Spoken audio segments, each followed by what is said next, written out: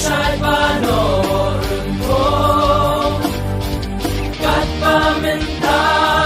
Min sim kapang manpet Ya papuri Jaka pengat Ilaw kentang La jelay lupoy eshisi Puri bain Pat yang jong ni Puri nyong tak nyong stone Rin nari boy Rilom kasih Dak dak syai panorin ko Kat pamintam Mensim kapang manpet Ya papuri Jaka pengat